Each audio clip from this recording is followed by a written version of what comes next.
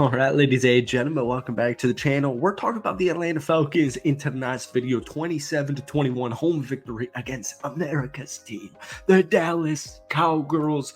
Now, unfortunately for them, Dakota Prescott got banged up towards the end of the game, but I watched every minute of this game. There was not a single second that I was concerned the Atlanta Falcons were going to lose this football game. Now, you can play the cards of, oh, well, it's Dallas. Dallas, what they've now lost 3 straight. They've looked horrible. They are now 3-5. Like, it's just not a good team. Don't get too high and mighty on this Falcons team because keep in mind, it's Dallas.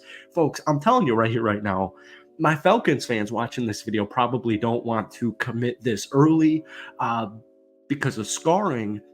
This Falcons team's a Super Bowl contender. I don't know if it's going to be after this game. I don't know if it's going to be in week 12 when Atlanta, or week 17, week 18 when Atlanta finishes the season 12-5. Maybe it'll be then. You got to trade for an edge. I mean, this is a Super Bowl caliber team.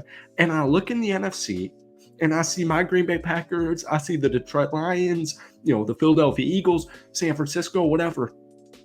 There's no clear-cut consensus best team in the NFC.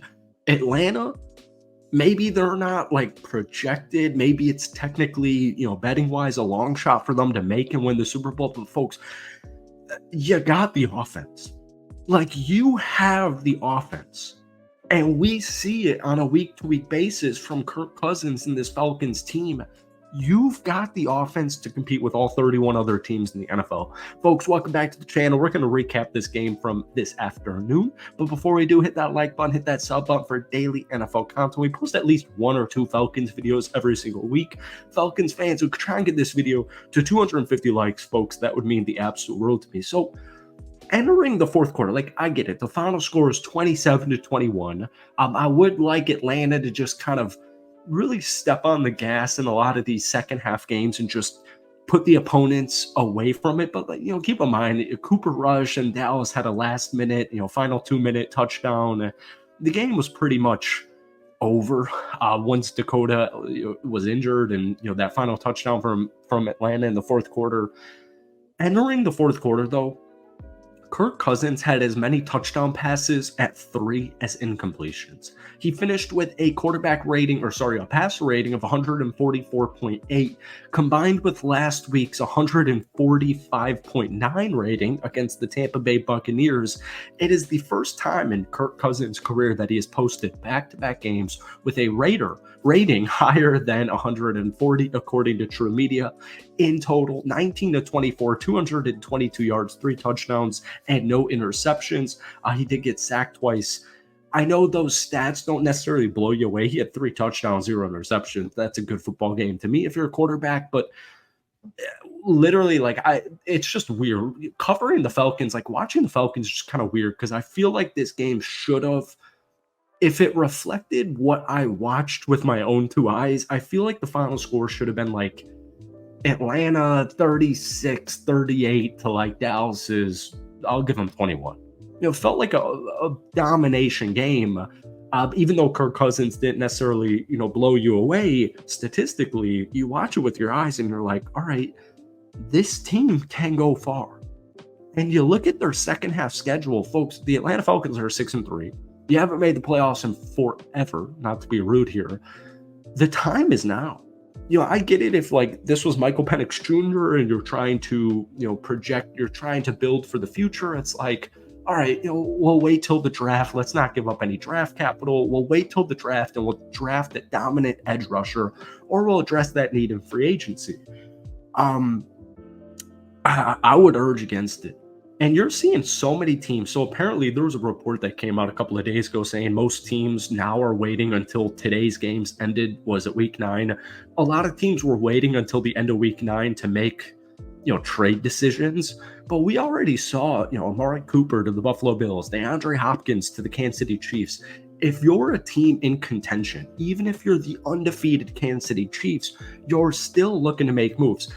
Atlanta was not shy going for Matthew Judon, going for Simmons. right before the season began, I know this team is not shy making big baller moves. You literally signed Kirk Cousins and you drafted Michael Penix at pick number 8 like a month later.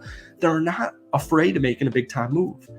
I would make some type of move, whether it's Za'Darius Smith over with Cleveland, whether it's Arden Key out of Tennessee. It don't matter to me. The Falcons need more help with the pass rush, and I'm a little bit concerned because now Grady Jarrett just banged up his Achilles. And at the time of this recording, we don't have an update, but I'm seeing an Achilles injury, and I'm thinking, uh-oh, crap. Now, keep in mind, Atlanta entered this game with only 6 sacks. They were on pace before this football game to have the second fewest sacks in a season in the entire NFL since the year 2000. But this afternoon, they sacked Dakota 3 times. He was also hit 6 times. He was in pressure or under pressure pretty much the whole football game. He ended up leaving due to that hamstring towards the end of the fourth. But this was the first Falcons multiple sack game since week 1. And once again, the offense, Kirk Cousins, Bijan Robinson, 19 carries, 86 yards. Tyler Algier with a rushing touchdown. Darnell Mooney's a surgeons. Comeback player of the year, Darnell Mooney, 5 catches, 88 yards, and a touchdown. Bijan Robinson also had 7 catches for almost 60 yards. Drake London did get banged up. He's got a hip pointer issue. I don't think there's any concern there. Drake wanted to get back into that game as soon as it happened. As a fantasy football owner, Drake London, I agree. But I think that was more like just precautionary. We'll learn more about this in a couple of days. But the point is, folks, Kyle Pitts, a phenomenal top 2, top 3 offensive line in the entire National Football League. I just really want Atlanta to just make a move. Once again, Matthew Judon, you made the move for him. You made the move for Simmons. I get it.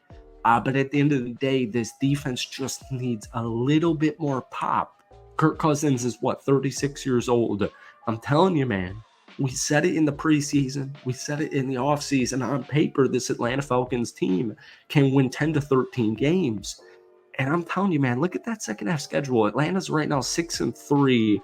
The brunt of their schedule is already done. I'd look into something. All right, Kaden Ellis, 13 total tackles, including a sack.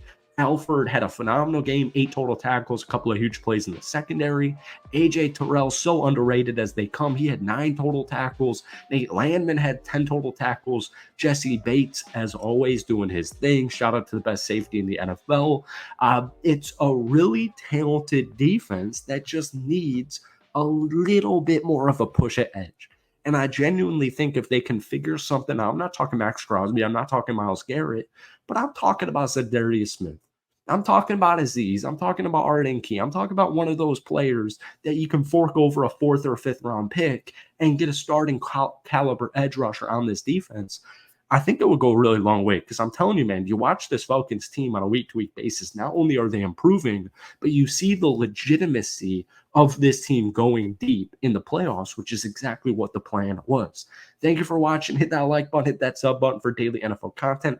Falcons fans, let me know down below your thoughts on this football game. Give me a team grade rating, and let me know your thoughts on the trade deadline that's looming in a couple of days from now. We'll see you in a day or two with a deeper dive. That's it from me. Peace.